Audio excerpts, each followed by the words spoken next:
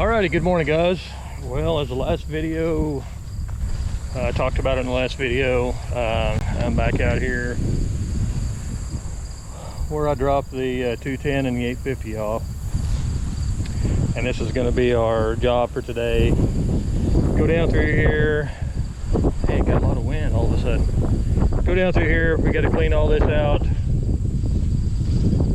Got to take this row of trees out. Give me some room because I'm going to have to rob some dirt from over here. And to bring up here, to go through here and kind of raise this. I want to raise this up a little bit. So, pardon my apologies for the wind noise.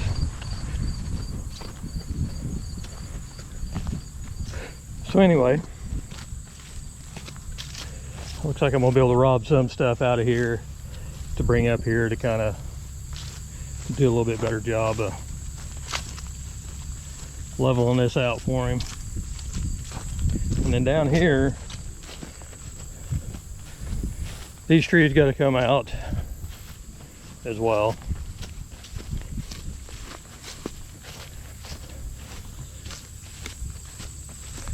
And this is the box culvert slash bridge, if you will, that's owned by the county. The other side over there is where I've got to put the shot rock in and clean up over there a little bit. The water's wanting to undercut and cut underneath the culvert, the box culvert, and it could really mess things up there quite a bit. But what we're going to do here, this tree, these are coming out. This big gravel bar here, I'm going to take and move over, because what's happening is the water's coming in, going over there and cutting his bank out. There's a substantial cut over there from what it used to be. So we're going to take and move this gravel over there. It's a band-aid. I suggested that if he could, to get some, concrete, somebody's tearing the building down, old concrete blocks, bricks, something with some grit, slabs of concrete or whatever, and line that, kind of help turn that water, because this is going to be an issue forever. But again, what we're going to try to do is take and move all this over and create more of a channel, maybe where minus flood conditions, it'll flow down here, not want to jump and go around that way. He also wants to be able to cross here, so I'm going to try to make him a bit of a crossing here. We're going to see how that all pans out. We'll see. I don't know how deep that is. I'm afraid that that's probably undermined where it's come out of that culvert, dropped down. It's probably rushed down in and pushed this gravel up more than likely. So, like I said, we'll know a little bit more once I get in and start moving. So anyway, that's kind of the gist of it. I was going to try to shave some of this road bed off, but I don't know that I'm going to now. There's grass established there. I don't want to have that water start coming down there and undercutting the road bed. I may in fact take a little bit of that, like where this gravel is. I might in fact take some of that, kind of smooth that up a little bit, but I'm going to say I'm probably going to have to take all this, come in and cut this to build this up, so we can get his fence put on it. So try to keep the water, when it floods, try to keep it more turned down the ditch, but I'm just afraid that, I'm afraid we'd have to build that up 4 foot in order for that to be effective. So anyway, we're just going to try to do what we can do. Alrighty, well, it's cooling up right now. I've got the doors and the windshield opened up, so let's see if we can get the trees out of here. Turn myself around.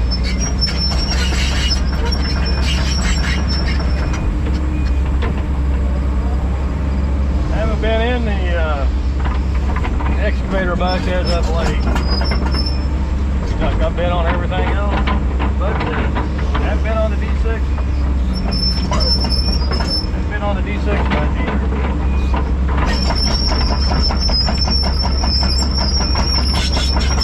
I don't know, I may get old listening to that squeaking.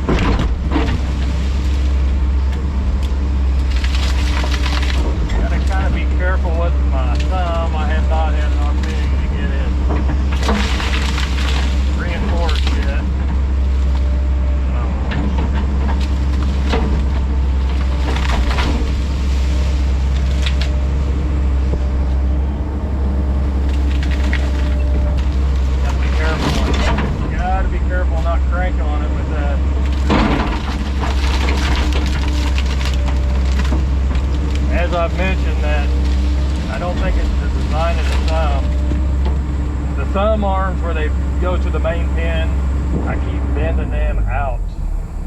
They need to be, and I mean, my gosh, the steel's that thick, you know, dang near 2 inches thick.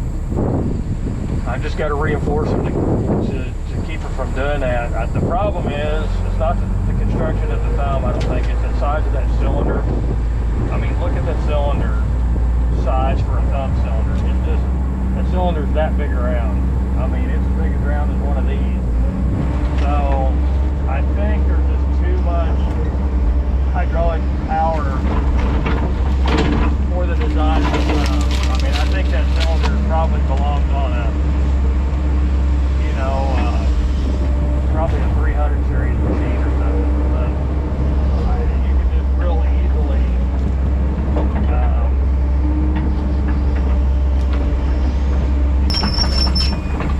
no pins are dry.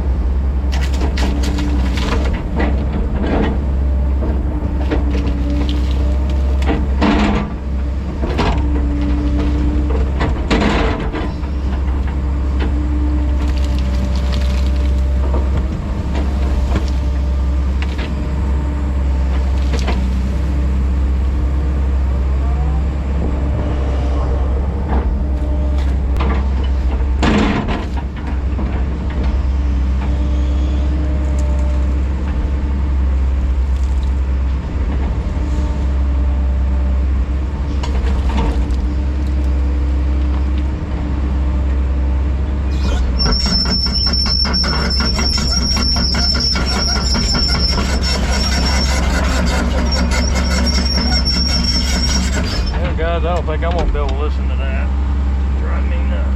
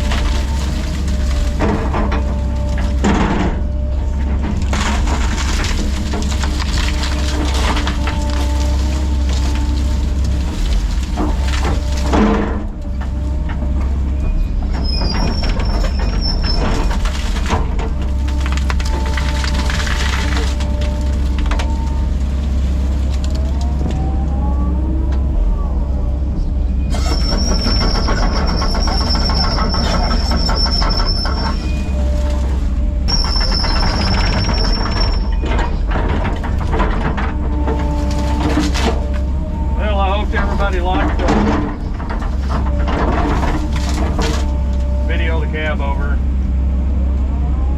Like I said, I've had a lot of requests for that. They want to see that whole thing. But it's a pretty good old truck, really. It really is.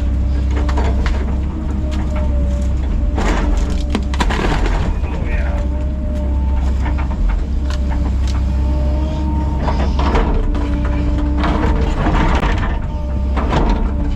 Ground hard.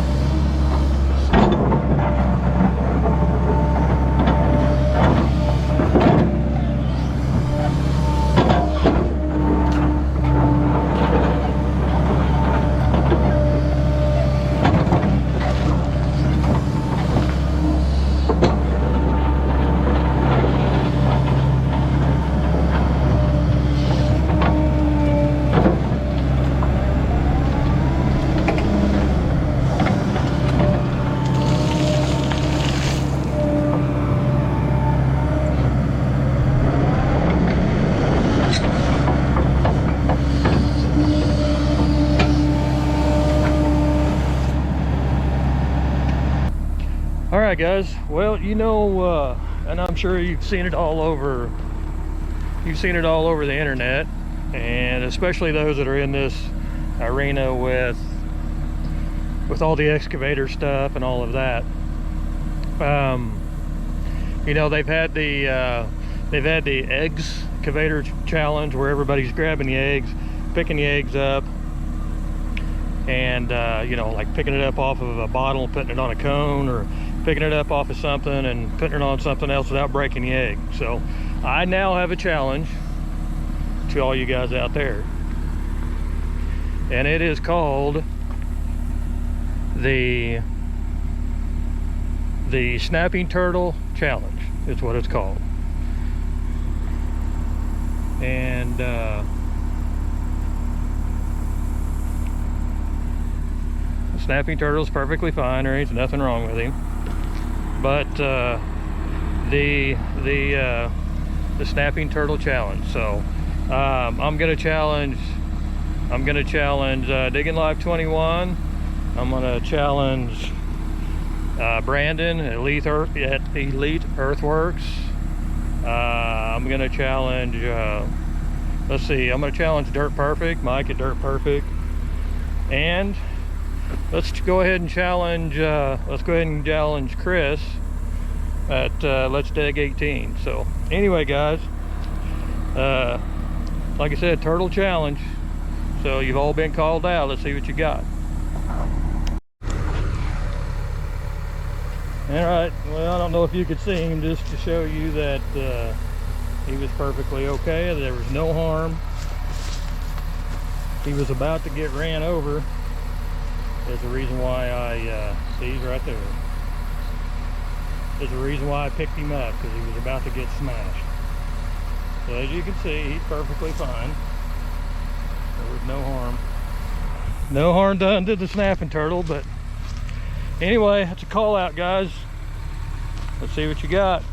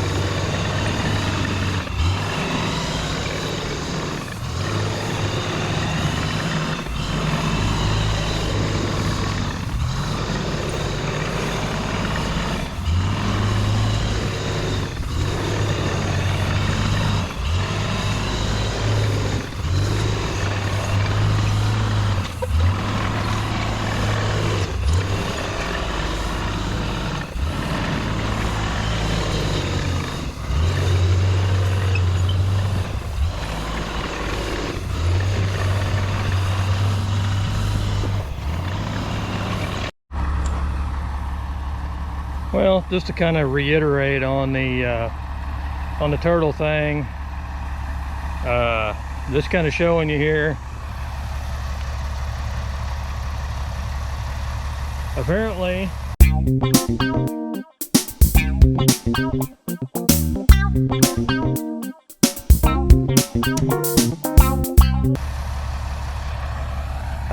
I must have put him in the mood. Who knew? So again, turtles uninjured, put them in the mood. They're making babies. Hey, it's a good day. Didn't get squished.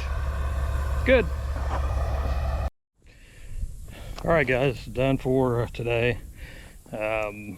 Just worked about a half a day today. Have some other obligations I have to take care of, so I'll be back in the morning on this. It's coming together compared to what it was.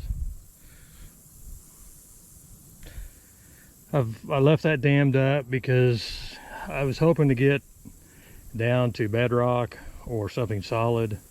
There's not much solid in there. I mean, it's basically mud. He's wanting to maintain a crossing through here. The only way that's going to happen is if he brings in like some 3-inch rock or something and we dig down, or even you know, most of the time when I do the cost share government creek crossings, it's a 2x6 or a 2x10 rock that goes down first. So I mean, if he wants to do something like that, that's the only way it's going to stay. Because if any water's running across it, it's going to be so muddy down there, he's not going to be able to cross it. He may be able to get across it in a side by side or something like that, but that's going to be about it. But I mean, it's passable now with a truck pickup, you know, but you know, that bottom is still soft.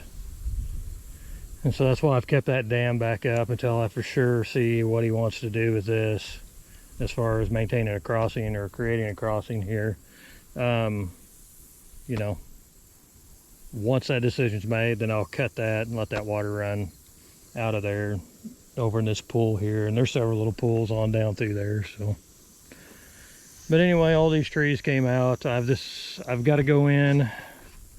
Again, his fence is going to be right over here. You can kind of see where that berm is. That's where his fence is going to be. So I'm going to try to go in tomorrow and cut a swale through here because I'm going to need dirt for over there. I really don't want to disturb that road bed, the ditch there, because there's grass and everything. It's stable. I don't want to destabilize it. That's why I left that tree there, because all of the roots are running down here. So I think I may come in here and just cut a swale like this, give me some dirt to utilize, and do that. That's the plan as of right now. So we'll see come tomorrow. I jump in it, we'll see what happens. But anyway, again, that's the plan for right now. So he's going to put a water gap through here. That's why I didn't cut a ditch over there on that side. Just let Mother Nature work its way down through there gradually. Like I said, so he's going to put some posts here, put a water gap across that. Probably a swinging water gap or something like that. So, but anyway, she's roughed in right now, and again in the morning I'll get back out here and we'll try to get a swale cut, get me some dirt, get me some dirt scraped up, and that way I can go through and widen that berm out a little bit, make it higher there if possible. Again, this all floods. This all floods through here in the super wet part of the year. If we get a bunch of rain, this all floods. So I may in fact kind of keep a swell down here. I don't know yet, kind of to tie into where that kind of wash area is there. I don't know yet. May have to bring the laser back and shoot it and see. So anyway, guys, I'm gonna get out of here. Don't forget to like and subscribe, leave comments, ring that notification bell, and that way you know when I post a new video. Also, follow me on the Instagram, and that's at DirtDaddy953. So anyway, guys, until tomorrow, we'll talk to you later.